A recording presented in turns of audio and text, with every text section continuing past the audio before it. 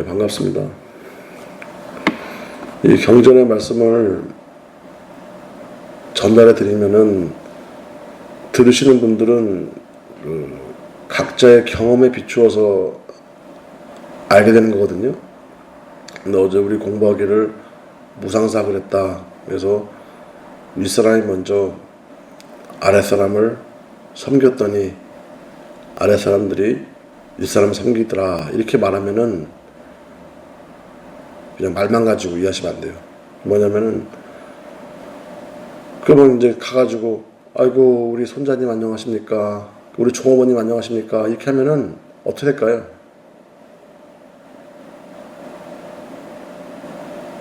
예?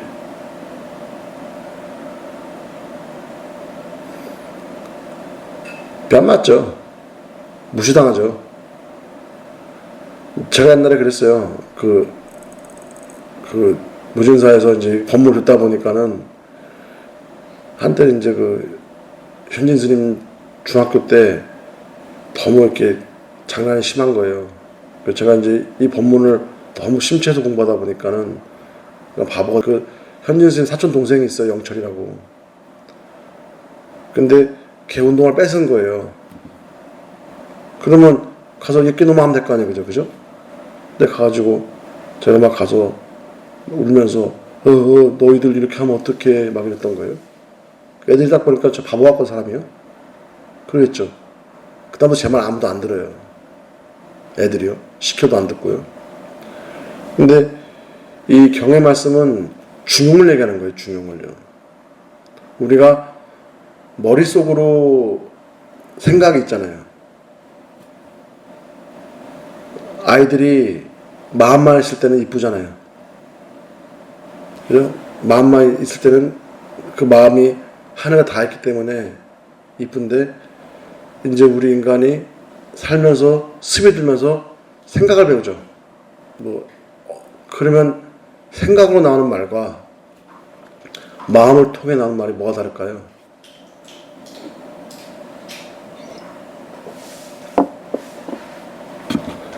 생각으로 통해서 나오는 말은 자기 위주인 거예요. 하지만 마음을 통해서 하는 말은 상대를 위주로 말할 수 있는 거예요. 그러니까 이제 옛날에 중국에서 큰 절에서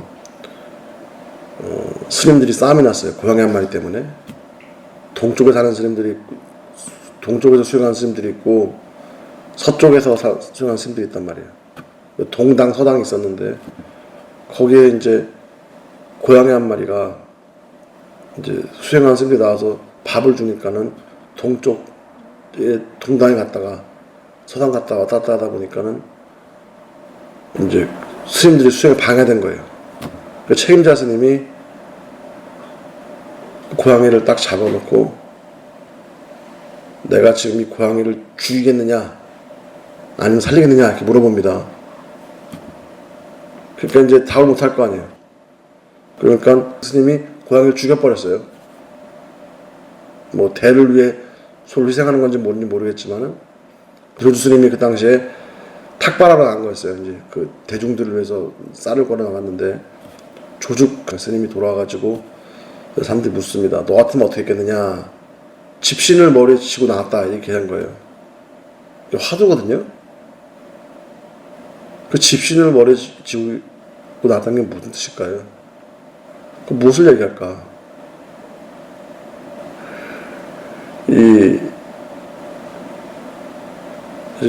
이제 공자님이 제자를 가르치는데 어떤 제자는 이제 이렇게 성격이 좀 저 같아가지고 막 내일 할 일이 있으면은 오늘 다 준비해놔야 돼요. 공자님이 계실 때 제자들이 묻습니다. 지금 제가 이런 일이 발생했는데 내일쯤 돼가지고 일을 보러 가려고 합니다. 그때 공자님이 하신 말씀이 안 돼. 지금 당장 가. 그랬단 말이에요. 그래서 사람들이 제자들이 이런 일이 있을 때는 당장 가는 거구나. 다른 제자가 와가지고 이제 말씀하시는 거예요. 공자님 제가 이런 일이 있어서 지금 가볼까 합니다. 그러니까 너는 가지 마 그런 거예요.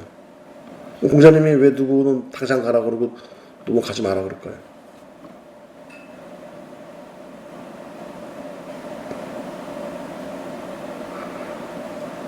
이해 안 가세요? 너 나태한 사람한테는 너 빨리 가라고 하는 거예요. 그래서 그 중음을 맞춰주는 거예요. 그리고 성급한 사람한테는 가지 마. 천천히 가.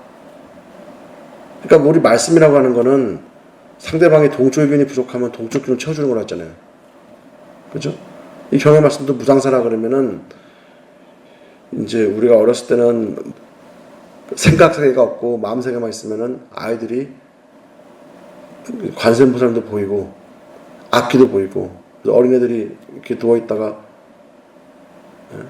막 까락까락 웃고 할 때도 있고 갑자기 왱 울 때 있잖아요. 그죠? 울 때는 이제 악기들 본 거예요. 근데 이쪽 세계에서 근데 이제 그 사람들이 이제 생각을 합니다. 학교 가야 되면 뭐 가방 싸야 되고 엄마한테 어떻게 얘기해서 1,000원을 탈까 이런 생각을 하다 보니까는 이제 마음세계가 상대적으로 이제 줄어들겠죠. 그래서 이제 생각세계가 발달되다 보니까는 사람이 친구 와가지고 야, 돈 1,000원만 빌려줄래? 그러면은 뭐라 하겠어요? 담보 갖고 와. 그럴 거 아니에요? 그죠? 생각만 움직이는 사람들은 자기 손에 1도 안 볼란단 말이에요. 그럼 거기다 이제 법문하는 거는 그 얼어붙은 마음에다가 콘크리트 한 마루 두드리는 거거든요. 이 무상사 그러면 내가 잘난 줄 알았더니 뭐 잘난 거 맞는지 모르겠지만 평등이더라. 예? 시민이 없으면 대통령도 없는 것이고 신도가 없으면 스님도 없는 것이고 반에서 공부 못한 애들이 있기 때문에 1등도 의미가 있는 거 아니에요? 걔들 다 없어가지고 나 혼자 남아서 나 혼자 1등은 무슨 의미가 있어요? 그러니 저들이 있기 때문에 내가 있구나. 그러니 저분들이 필요하구나. 부처님도 마찬가지잖아요. 저 사람이 내 도를 방해했어. 마왕이 자기 딸을 보내가지고 정말 이렇게 야한 모습으로 부처님한테 나하고 이제 수행 그만하고 같이 삽시다. 부처님이 그거 싸웠단 말이에요. 부처님이 그걸 이겨내가지고 부처됐잖아요. 그럼 마왕의 딸이 없었으면은 부처님이 성불할 길이 없잖아요. 이 세상은 이렇게 우리 이렇게 어떤 물주머니에다가 이렇게 총매 같은 거 탁 터뜨리면 확 굳어버리죠, 이렇게요. 뜨거워지고 차가워지고 하는 그런 거 있잖아요. 그런 거요. 탁 하면은 바뀌는 것처럼 내가 어떤 마음을 탁 먹은 순간 세상은 다 바뀌어요. 우리는 세상이 나를 돕지 않아서 내가 이렇게 힘들다 하지만은 절대 그렇지 않아요. 내가 어떤 마음을 한 자리를 바꿔 먹으면은 모든 사람들이 나를 향해 바뀌는데, 그죠? 이런 얘기 있잖아요. 이제 어떤 며느리가 점집에 가서 우리 시어머니 좀 죽는 부숴줘 달라 그런 거예요, 가서요. 그러니까 이제 그 점쟁이가 하는 말이 그 시어머니가 뭐 좋아하냐 그러니까 쑥떡을 좋아한다는 거예요. 그러면은 내가 부숴 쏠 테니까는 시어머니가 쑥떡 먹고 차에서 죽게 될 테니까 쑥떡을 매일 해주라 그랬어요. 그래서 며느리가 이제 시어머니 죽이려고 이제 쑥떡을 줘가지고 계속 드릴 거 아니야, 가서. 근데 시어머니가 너무 좋은 거, 며느리가요. 시어머니가 며느리를 미워할 마음이 가셨단 말이에요. 그 며느리도 시어머니가 좋아졌어요. 그러니까 걱정되는 거예요. 부적 어떡하지? 점집에 가는 거예요. 네? 아이고 그 부적 내가 그거 쓴 거 다시 없애야겠다고 그랬더니 그 점쟁이 웃는 겁니다. 내가 상대방한테 어떻게 하게 되면은 상대방이 상대성인 것이지, 내가 그 사람들한테 고개를 팽 돌려놓고 상대방이 나를 좋아할 수는 없는 거잖아요. 그죠? 그래서 싫은 사람이 있고 좋은 사람이 있는데, 싫은 사람이 싫으면은 부처님한테 보낸 거는 그 사람을 공부하러 보낸 거예요, 전부 다. 좋은 사람을 한테 보낸 거는 그 좋은 사람을 나보고 공부하러 보낸 거고, 내가 당지에서 상대방을 만나서 부딪히면서 배워가는 거거든, 전부 다요. 누구든지. 그래서 아까 조주스님이 집신을 머리에 쥐고 나갔다.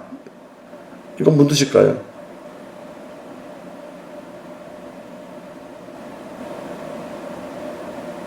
모르시겠어요? 우리가 스님들이 수행을 하는 건 마음 닦는 거잖아요.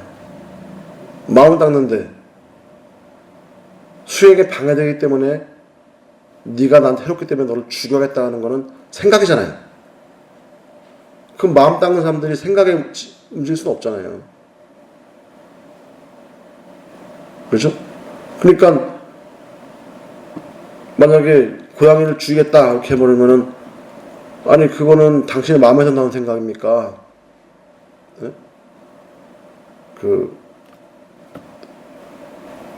당신의 생각에서 나온 것이냐? 네? 그렇게 하면은 상대방이 깨달을 거 아니에요. 그죠? 집신이라고 하는 거는 우리 가장 천한 거잖아요.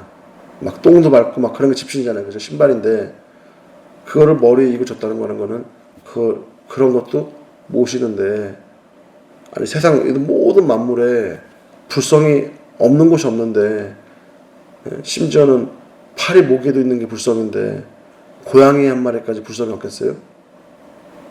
그런데 어차피 부처님 제자가 어차피 부처님 불성 있는 생물을 죽일 수가 있겠어요? 그렇죠? 그렇게 얘기를 하면 되는 거잖아요. 근데 그런 것도 이제 이렇게 화두로 또 가는 거예요. 왜냐면 그 화두를 깨려고 그러면은 내가 마음의 것들을 깨트려야 들리는 거예요. 이 법문도 마찬가지입니다. 이 법문을 듣는데 계속 이제 들으시는 분들의 마음을 두드리는 거거든요. 두드리다 보면은 마음이 열리면은 그 사람은 똑같이 법문할 수가 있어요. 열린 만큼. 근데 듣고 나면은 아 그렇구나 하고 또 이제 시간이 지나다 보면은 들은 것 같은데 하면서 또 듣는 건 뭐냐면은 우리 마음이 지금 생각에 빠져가지고 마음은 굳어있고 근데 그렇다고 마음이 너무 풀어지면 안 되는 거예요. 아 처녀가 길 가다가 지난 아저씨가 네가 필요하니까 손잡고 가야겠다 그러면 쫓아가면 돼요 안 돼요? 안 되잖아요. 그죠? 중용이라는 겁니다. 그래서 우리 불법은 이 중용이지만은 마음이 부족한 사람한테는 마음을 깨트려주는 거고요. 그죠? 또 생각이 부족한 사람한테는 생각하게끔 만들어가지고, 그죠? 악한 마음이 부족한 사람한테는 악심을 넣어주는 것이고, 선한 마음이 부족한 사람은 선한 걸 넣어주는 게 불법인 것이지, 이 법이라고 하는 것이 어떻게 정해진 게 없어요. 정해진 거는 불법이 아니에요. 막대기 법문은, 막대기는 봄, 여름, 가을, 겨울 막대기잖아요. 그건 불법이 아니에요. 근데 불법은 씨앗 법문이에요.